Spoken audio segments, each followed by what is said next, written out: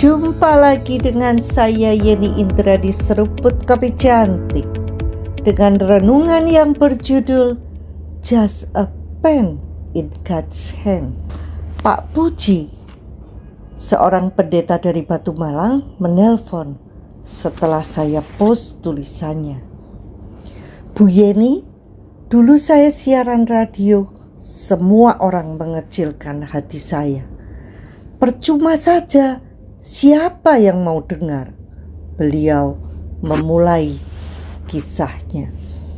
Sampai 3 bulan tidak ada tanggapan sedikit pun. Sempat mau berhenti. Lalu ada seorang pegawai apotik yang memberikan komentar positif. Itu yang mendorong saya terus melanjutkan hingga kini, ujar Pak Puji. Tidak disangka dampaknya besar sekali. Penggemar hingga ke pelosok-pelosok desa. Ada yang mau bercerai, mau bunuh diri, putus asa, semua batal karena mendengarkan pengajaran saya dari radio. Demikian Pak Puji menutup infonya. Wow, luar biasa. Tidak sedikit juga yang merendahkan dan mengkritik beliau. Tulisannya cetek, tidak mendalam, dan sebagainya. Saya tertawa. Pak Puji, saya justru tertarik tulisan Pak Puji karena kisah nyata, sederhana, dan ditulis dengan bahasa yang kuno.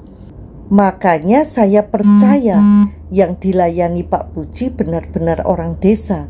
Kalau bahasanya tinggi, mana bisa orang di pelosok desa paham. Saya pun bisa-bisa gak mengerti maksudnya. Orang yang hebat itu justru bisa menjabarkan sesuatu yang sulit, ruwet dengan cara sederhana, sehingga orang awam pun bisa memahami. Yang menggambarkan arti devaluasi dengan ilustrasi nasi goreng. Orang awam pun jadi mengerti. Tetapi saya bisa melihat ada Tuhan yang hidup di setiap tulisan Pak Puji. Kupasan firman Pak Puji juga bagus, mudah dimengerti. Yang lebih penting lagi, apakah tulisan kita bisa mendorong orang lain untuk menghidupi dan mempraktekannya? Istilah kerennya, apakah yang kita sampaikan berhenti hanya sampai di kepala sebagai pengetahuan belaka, atau sampai ke hati hingga menjamah hati orang itu untuk berubah? Oh, begitu ya Bu, saya jadi lega.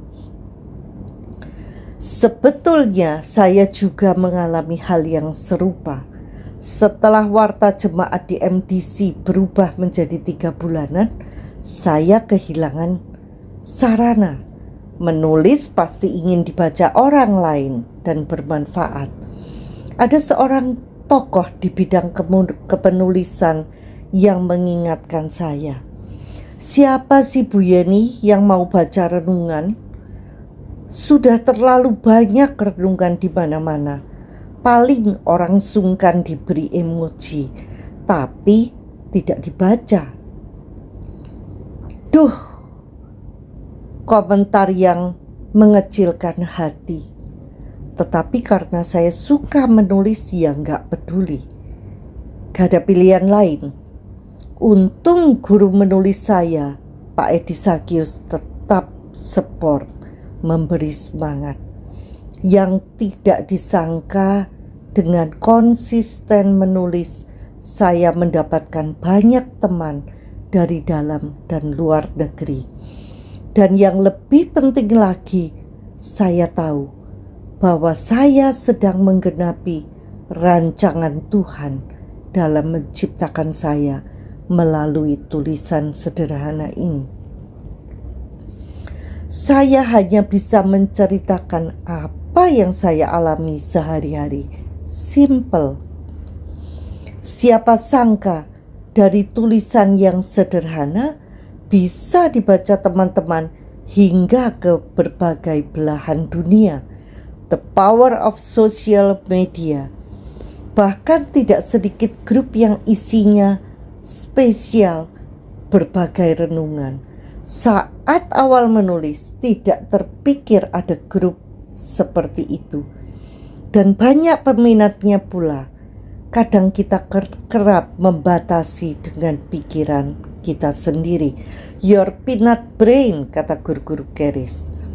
Memang menulis itu tidak ada hasilnya secara materi, sekedar hobi.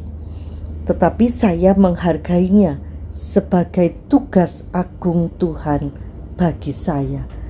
Talenta jangan disia-siakan. Apalagi sampai dibawa mati, mubazir itu. Yang paling membahagiakan, melalui tulisan seruput kopi cantik, sahabat yang hilang bisa dipertemukan. Teman-teman yang kebingungan terjerat kredit macet bisa dipertemukan dengan Pak FX yang berkenan mendampingi dan menolong mereka.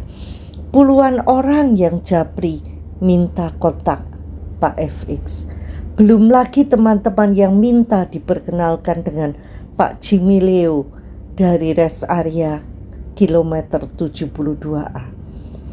Sekolah gratis Pelita Permai dan Pondok Hayat dipertemukan dengan donatur-donatur yang tidak mengenal mereka sebelumnya.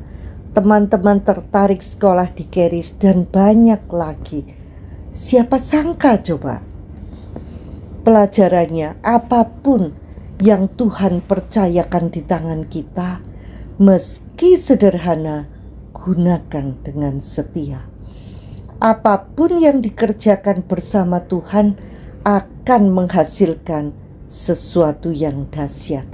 Bukan karena hebatnya kita, tetapi karena kita setia menjadi wadahnya, maka Tuhan bisa mengalir melalui kita.